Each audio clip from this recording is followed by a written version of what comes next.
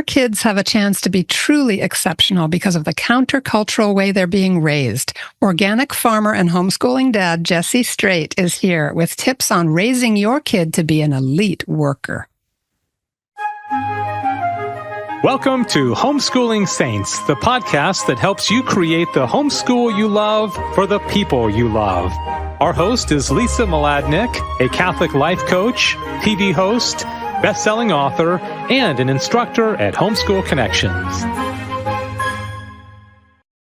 Before we get started, remember to subscribe to this podcast so you never miss an episode. And if you're watching on YouTube, click the bell to join our channel.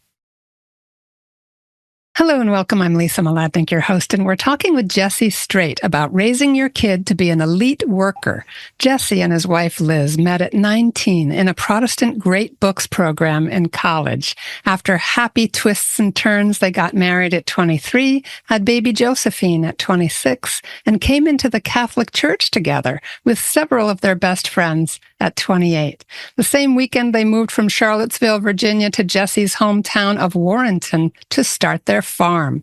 They had no idea what they were doing, but they had a dream, energy, and lots of good mentors and supporters. Now, Liz homeschools 7 of the 8 kids. Their youngest will be in kindergarten next year. And Jessie leads a team of about 7 employees raising some of the best food in Virginia. Delicious food that is truly good for the land, the animals, the people, and their community. And their website is whiffletreefarmva.com. And I'll have Jessie's email and the store phone number in the show notes as well. Jessie, thank you so much. You're in the midst of a very busy season, and you've made time to talk with us today. So thank you so much for that. Yeah, no problem, Lisa. I'm happy to be here, and this is a fun topic to talk about, and I hope that it's of benefit to your audience. Oh, I know it will be. It's going to bless everybody so much. And lots of us have had reversion experiences or conversions of different types over the years. Do you mind, before we dive into this really exciting topic of what intellectually and physically and morally happens in our kids when they become elite workers? Like, this is so compelling. But could you just satisfy our curiosity? What was it? What was that something that drew you and your wife into the Catholic Church? Yeah. So, I was raised by very good parents in evangelical home, and they raised me to believe in the Christian message. And I did. I think the thing for me was beginning to learn more about the history of the church and the foundation of the church, and maybe seeing some of the unsatisfying weaknesses in sort of the foundation of my evangelical upbringing. I wanted if I was going to put all my eggs in that basket, I wanted to have more of confidence in the foundation of that basket. And so I think it was, through reading a lot of, I got introduced to Augustine and Aquinas and Flannery O'Connor and all these, wonderful saints and Catholics. And that opened my eyes to the fact that, I was really indebted to the historic church, and I needed to pay more attention there. So from there, there's kind of a long process of, reading theology and making friends with some really important people that were great models and influences on me. And eventually, finding my way, my wife Liz and I, into RCIA. And once I sort of heard the church's argument for its authority, it was compelling, and I knew I couldn't do anything but enter the church. My wife had a similar, story, though her mom was Greek Orthodox, so she was baptized in the Orthodox Church, but then kind of through high school and middle school and high school was mostly raised in the Presbyterian Church. So kind of a little bit different mix, but we were kind of tracking very similarly. And yeah, like I said, or like you said, actually, there was a number of us friends that, were kind of along the same journey. And we, found ourselves in RCIA and came into the church the same Easter, and it was glorious. And we're all still very good friends. And it was a joy to do that with them and with my wife. And I'm so grateful for that happening. Forgive me for doing this, but I can't help it. As I'm listening to, I'm hearing farming images, just as there were so many in the parables, just this sense of wanting to understand the roots and wanting to really to grow from that really authentic place. And now here you are, organic farming, caring about so many things, and right from the roots on up, just beautiful. Yeah, thank you. Yeah, there was a lot of overlap. As you mentioned, we sort of made the move back to our home and to begin farming. We came into the church Easter Sunday 2009, and Easter Monday 2009 moved back to Warrington, my hometown, to start our farm business. So we became Catholic and farmers in one weekend, is how I like to put it. But there was a lot of threads that really brought us into both directions, and I suspect there's a lot of your homeschooling audience that can understand the overlap of Catholic social teaching. The desire to have a unified family, to have a family that's integrated and not sort of dispersed, with the powers of sort of the modern world, like loves to pull things apart and disintegrate them. And the Catholic Church really is an integrating force in bringing, families and parishes and together. And anyway, so there was a lot of overlap there that, in that journey, we're like, oh, this and this and these things, they're all coming together. I love when that happens. When all those things, like, God is so amazing. He knows what chords to play so that we can resonate to what he is showing us.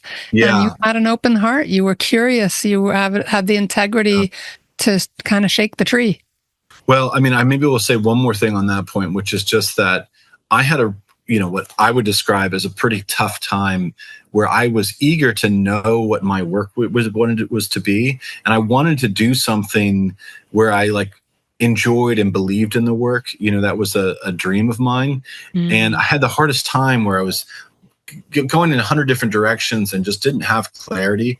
And I just thought, I would never have it. I thought there's no way I can answer this, solve this riddle. And I credit it as a real gift from God that he gave me clarity. I felt a little bit tormented, as self-indulgent as that sounds, but I felt a bit tormented. But there came a moment where things clicked and I said things that I kind of saw myself saying from the outside. Is like, did you just say that?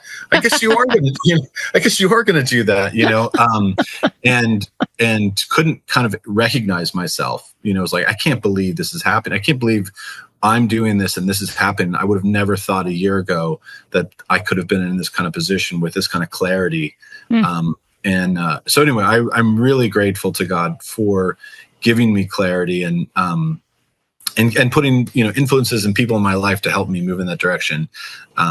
And then in retrospect, I see all kinds of ways in which, oh yeah, of course that makes sense. You always liked working outdoors. You always liked doing physical work. You always liked having your own business.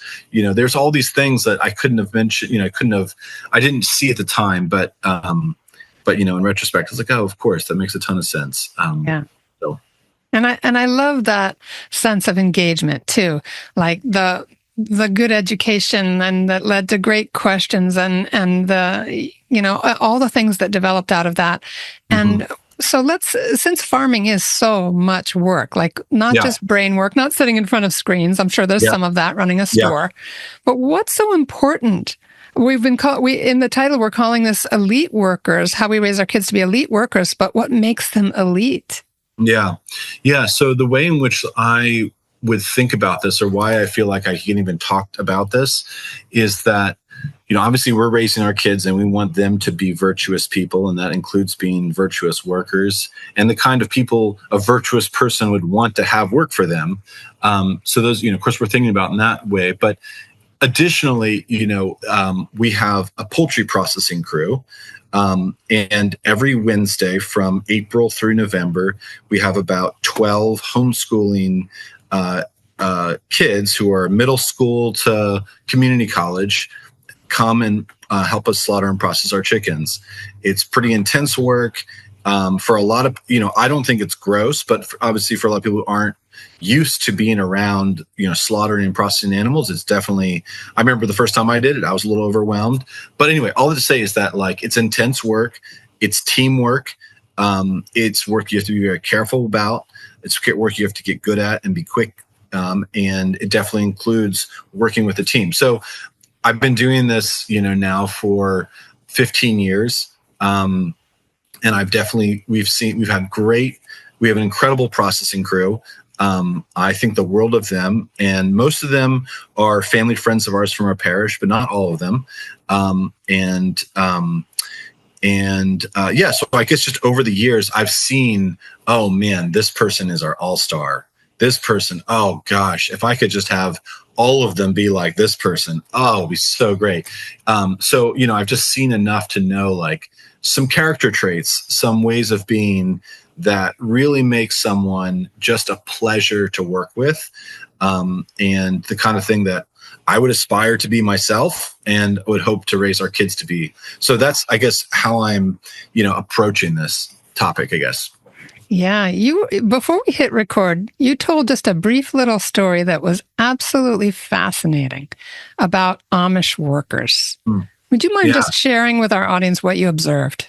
Yeah, so basically, it wasn't myself, but there's a farming book that I've read now three times or so, it's the title is The Lean Farm, and it's about how to approach your work essentially where you're fully intellectually engaged in the physical work. It's a full engagement of the person. And to do that, you think about where is the waste in your work? Where are you doing silly things that don't help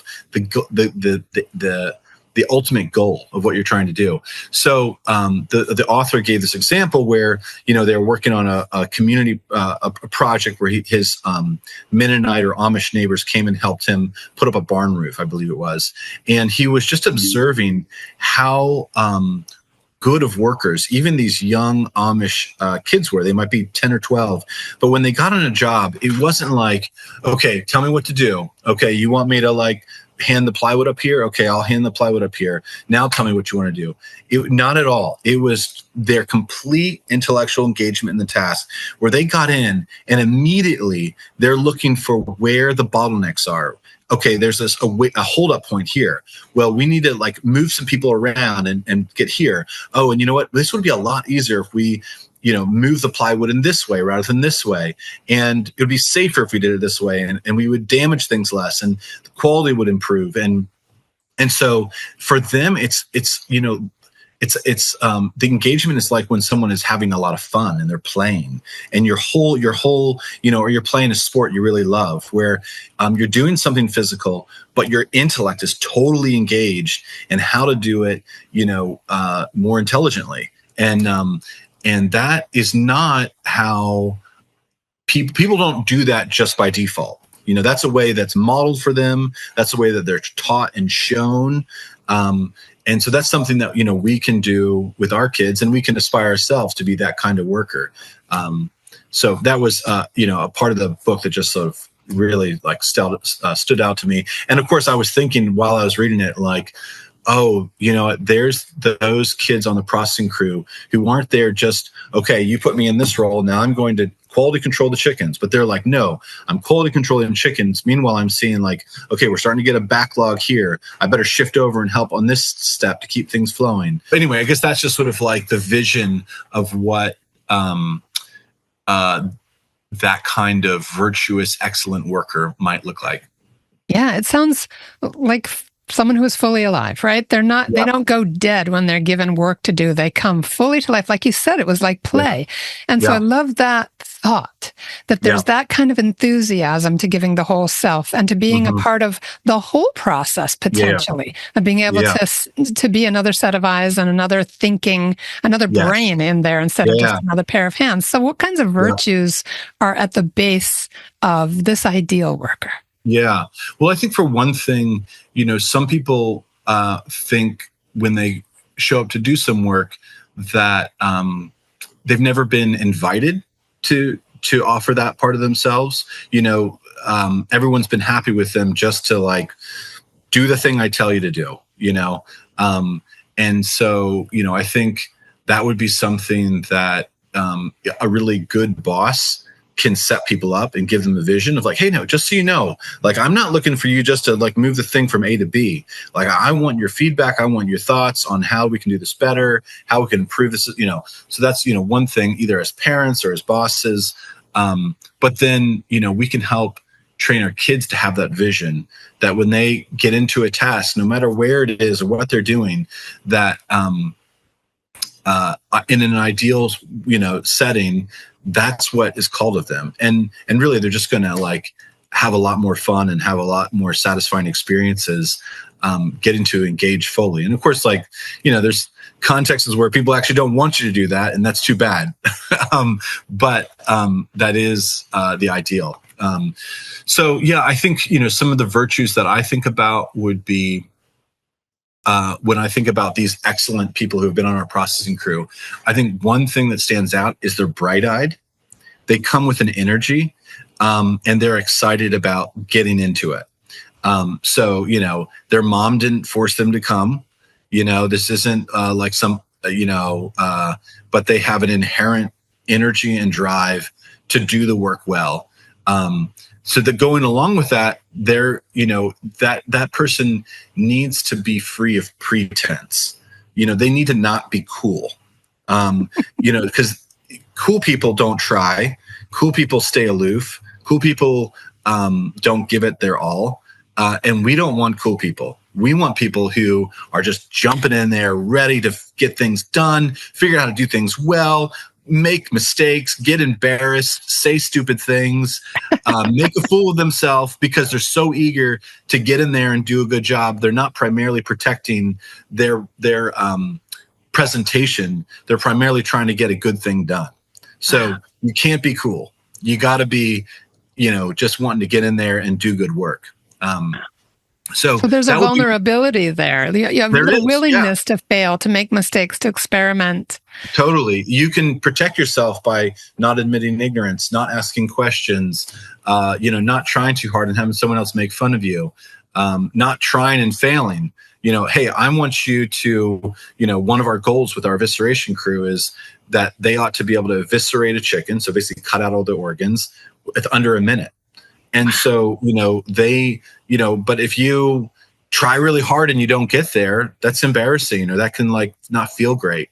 But what's the alternative? Not to try, So there is a vulnerability to like being a good worker requires not primarily thinking about your vanity and mostly thinking about trying to do good work and to be a good person.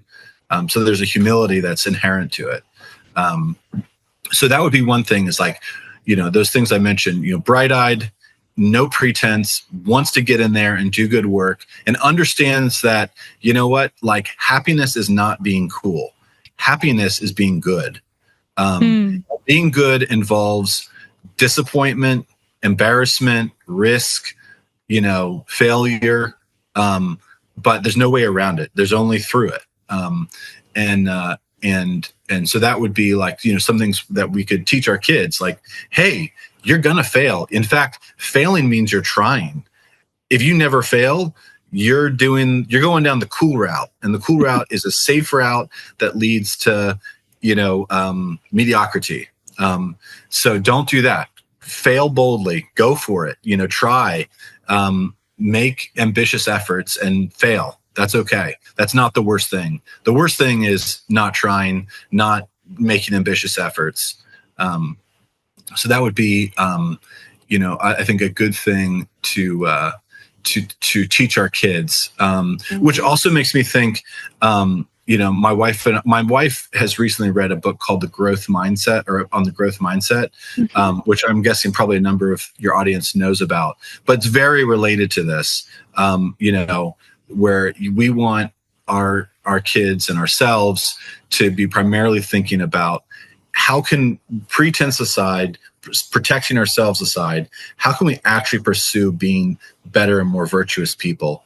And that's the goal, not, never failing or, staying in our safe little, identity. So those are some of the things there that I think about. The other thing I think about is we have some team members who are just morale boosters. They're encouraging others.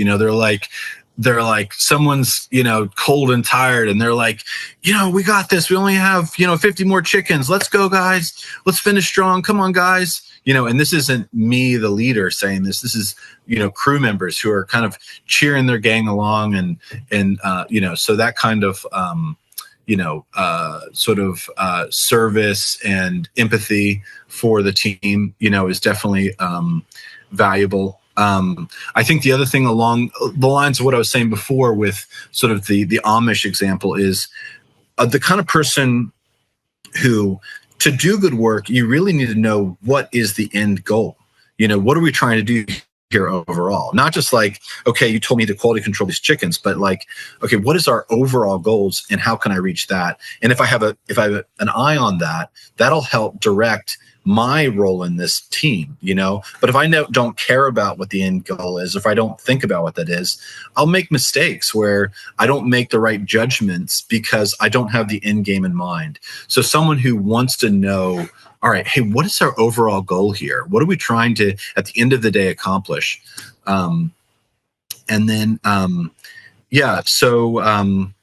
think the other things, that I sort of took notes on in terms of, thinking this through, we just come back to some of the things I already said with the Amish example, which is like anticipating bottlenecks, thinking how to decrease effort, how to improve quality, how to increase efficiency, and how to make things more pleasant, less frustrating, less irritating. Oh, it'd be so nice if we had like our knife sharpener right here handy. I always have to, like, it always falls on the ground. That's annoying. These little things where you're always thinking about, oh, we should set this up in a way that's just, in a sense, more pleasurable, but it's more pleasurable because it just fits what it means to be a human. Humans don't like to constantly bend over and pick up silly things. So let's not do that, Yeah, those are some of the things I think that stand out. All right. Yeah, there's so much I want to ask you, Jessie. We're going to take a short sponsor break. We're talking, everybody, with Jessie Straight about raising your kid to be an elite worker, and where there's so much more to come. Stay with us. Hi, I'm Walter Crawford. And I'm Maureen Whitman. We are the co-founders of homeschoolconnections.com and proud sponsors of the Homeschooling Saints podcast, which is here to help you homeschool more joyfully, more easily, and more effectively. We want to thank you for listening. And we invite you to check out our courses at homeschoolconnections.com. And now, back to our program. All right, we are back with Jessie Straight talking about raising your kid to be an elite worker. And while we're kind of wrapping up the actual experience of being on the farm with these great kids, these virtuous kids that were fantastic workers, I can't help asking the question, because we know that this is something we don't talk about enough in secular society, but a man's leadership, a father's leadership in the home, it's important, your presence there. So what is it that you communicate in terms of leadership and vision to these kids that helps them to come together as a team, to know how to focus on their energies and their efforts? Yeah. I guess the things that come to mind on that are, of course, modeling. If I was a totally lousy worker and a vicious person, I talk all day and it would go nowhere. I hope and maybe I presume a little bit that, that I'm modeling the behaviors I'm hoping to expect from our crew. So some things that I know I can bring would just be an intensity, like, hey, it's time to work. Like, I'm going to give it my all. I'm going to be quick. I'm going to be thoughtful. I'm going to be careful. I am going to be kind. I'm going to look for chances to help others that need help. And also too, I think like even some things where I'm going to try and make people laugh. Like I'm going to try and, like both combine working hard, but then, teasing people or joking or, like having fun with our work. Cause again, like I do believe that like good work actually kind of looks more like good play, or like people who love a sport and they're just like flowing, things are just hitting on the marks. So yeah, those would be things, that I would hope to bring myself and hope to model. I think the other thing is, I probably am not quite as explicit with our crew. I don't have sort of gobs of like, written out text about expectations of behavior and things that should and shouldn't happen. And I wouldn't say that's a bad thing to do. In fact, it's probably a good thing to do. But I think that for what it's worth, we have started a crew, and there's a precedent, and there's alumni on that crew that know my expectations of how we're going to treat each other, how we're going to approach work, and anyone new that comes will stand out if they don't, behave the same way. And I mean, some of those expectations then, I will, of course, with new people explain, okay, here's some things that you shouldn't ever do. Like one, when it's work time, you should never not be working. So if you don't know what to do, it's on you to figure out what to do. And you need to be the kind of person that's not sort of waiting around like, off to the side, just waiting for someone to tell you. No, you jump in there, you say, hey, I finished that task. How can I be helpful now? And take initiative and understand that, that is sort of, that is a morale killer. Someone's not helping. Someone's not jumping in. I also list other things like, don't be the person that hides from the gross work. Don't be the person that hides from the hard work. Oh, I'm going to go over here and do this thing that I like to do. And meanwhile, like these other people are left, be the person that jumps in there and takes the dirty work first. And that like is such a great team move, when everyone knows that everyone's jumping in, pulling the heavy load as soon as they see it. Of course, there are times when someone isn't, on point, and so I will need to like take people aside, and I try and do that, I guess I try and follow the dictum of, praise publicly, criticize privately. So, as much as I can, like, hey, come over here, let's talk for a second. Hey, I noticed that like when this task ended, you just kind of stood around without jumping into the next task. Know that can't happen. You got to figure out, you got to know what to do next. And if you don't know, you got to ask, and it's on you to figure it out. And I just don't want you to ever stand around not being helpful. So I try and be direct. I try not to embarrass people. I try and do things as much as I can in that way. But, I do try and make those things clear.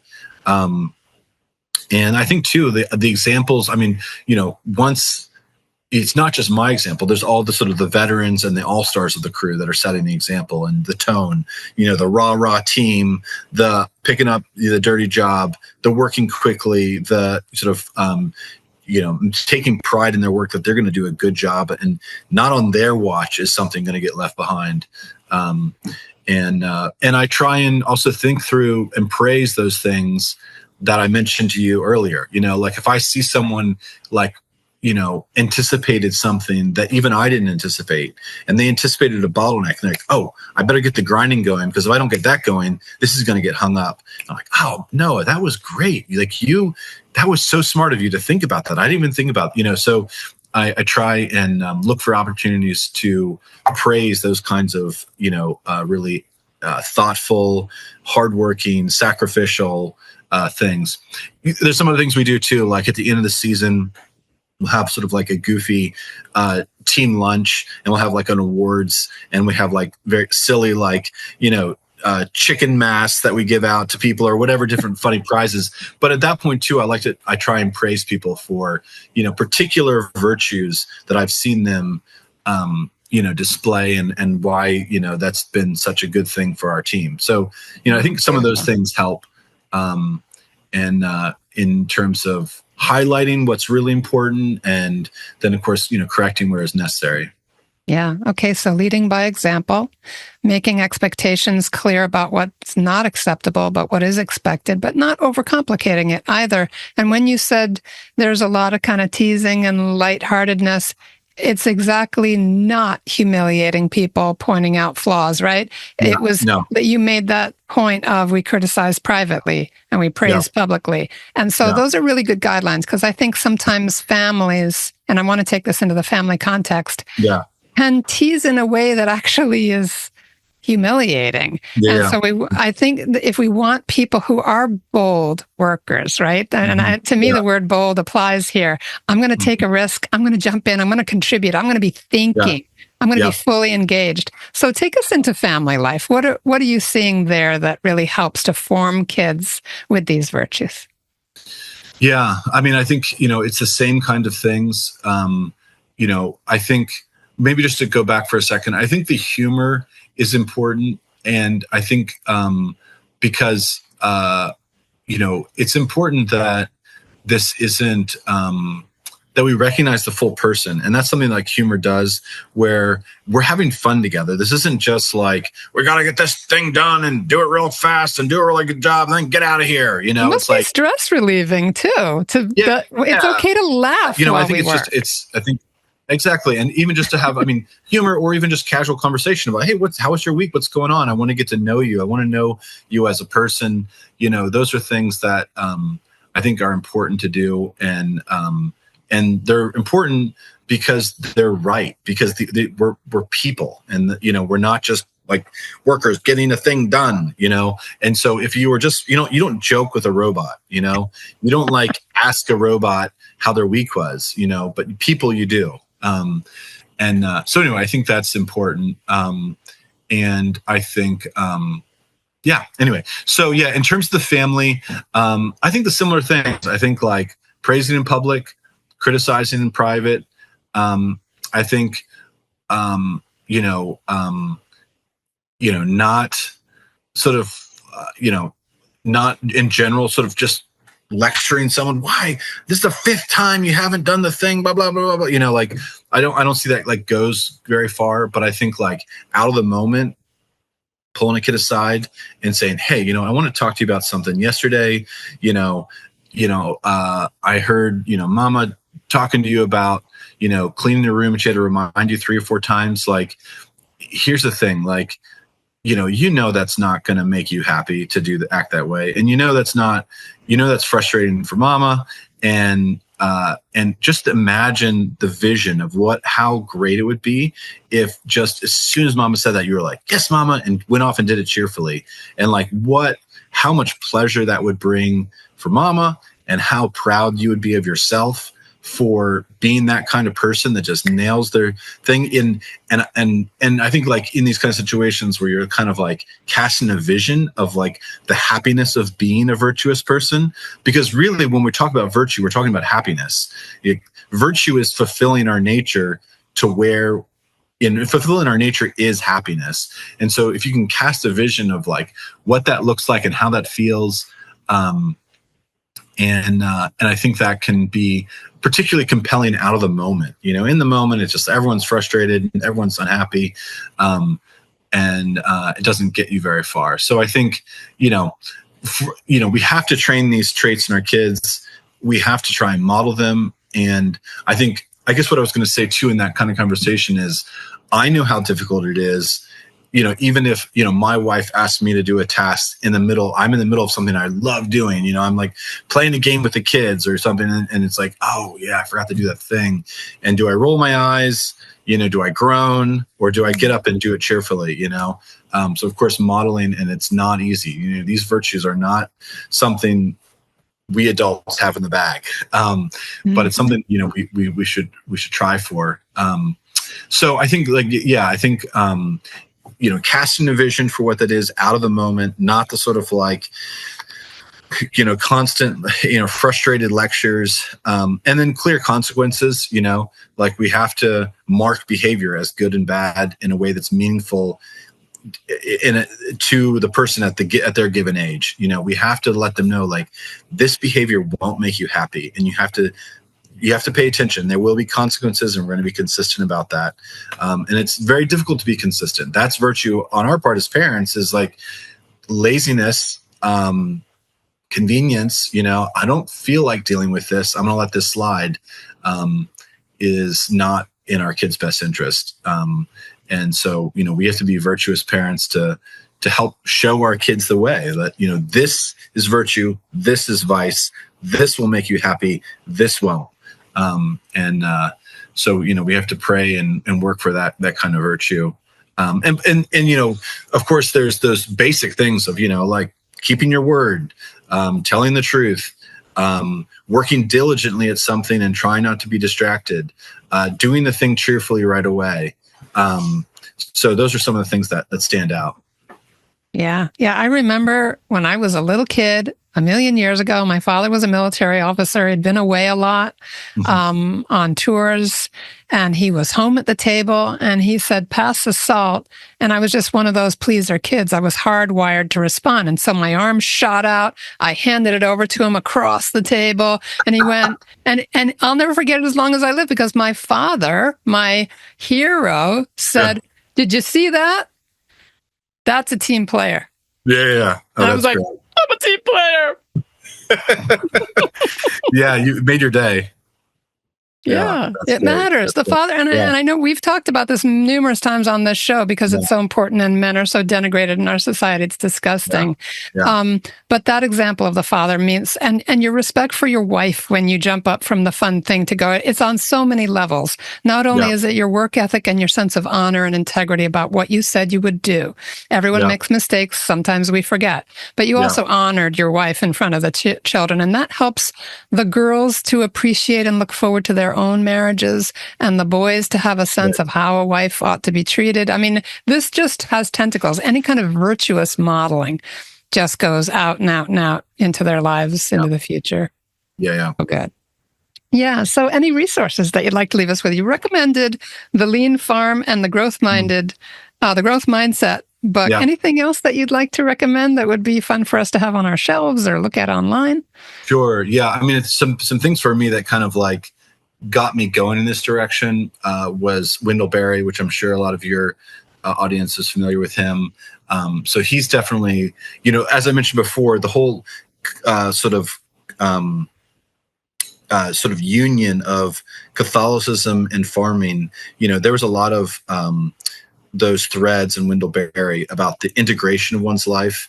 And the integrity and the integration of the Catholic faith in one's life all kind of came together. So that was important for us. The other farmer that sort of helped us get started is Joel Salatin, and he's got a number of great books. He's got one book in particular on this topic that I think would be worth reading called Fields of Farmers, and it's basically about developing the next generation of farmers. So a lot of similar topics and character traits to think about, and also ways to develop next generation of virtuous farmers. So that would be a fun read. Those would be some of the things that stand out. I love it. So just as we're starting to land the plane and wrap up our conversation, what's still lingering for you that's important just to say to our listeners at this point? Yeah, I mean, I think like this is a particular angle on a very like essential task, right? Like we're talking about essentially like how do we and our children become saints, which is another way of talking about virtue. There's all these particulars that we can talk about that I've given examples in my work context and my family. We all know how difficult it is to become virtuous and to become saintly. So I think that, kind of it should go without saying, but, I think a rich family life of devotion and, adoration, rosary, going to mass as much as we can, confession, reading the Bible. I mean, I think these things all will help us, obviously, to in this project, and can't be left out if we want to have, the best chances of making progress. So I think we haven't talked about that part in this so much, but that obviously needs to be part of how this all comes together. Right. And it's so good because what is this core virtue that every single part of this hangs on, was humility. And so many of the saints have said humility is the core virtue. And so if you have the humility to be in prayer in many ways throughout the day, the week, if that's your orientation, then you're not cultivating self-sufficiency and pride and being cool. You are cultivating reliance and vulnerability and trust and standards that are out of reach, but calling you forward. Yeah. And so I love that, that you closed with that, Jessie, because I think that's just critical to our children's integrating. We talked about integrating their whole selves. Yep, exactly. Yeah. All right. Well, thank you so much. And you're in a busy season right now. We thank you so much for making the time, and we'd love to have you back. We have other topics that are kind of on our list with you, Jessie. So we definitely want to have you back. And everybody check out whiffletreefarmva.com. And you can write to Jessie at jessie@whiffletreefarmva.com. We've also got the Whiffletree Farm store phone in our show notes, and that's 540-935-0600. Everybody do check out whiffletreefarmva.com and see what's up with this wonderful family. Yes, Lisa, just one other thing I realized that I probably should mention here is that we do have an internship program for 18-year-olds and older. So if that's, I just think, this audience actually might want to know that. So if that's of interest, you can check that out on our website as well. Okay, great. Thank you so much for that. Yeah, that's a really neat, because so many people these days too are deciding not to go to college. They're doing other things. They're not getting in massive debt for a degree they'll never use. And they're doing really meaningful and beautiful things. Not to say that we shouldn't. Some of us aren't college bound, but what an exciting thing to do even before college if you're going to get that beautiful experience. So thank you again, Jessie. God bless you. Yeah. And thanks everybody who's listening. We really appreciate you. We pray for you. Please pray for us too. God bless you. Have a great rest of your day. And that's our show for today. Our program is sponsored by homeschoolconnections.com. Be sure to subscribe to Homeschooling Saints and leave us an honest review. God bless you, and thank you for joining us.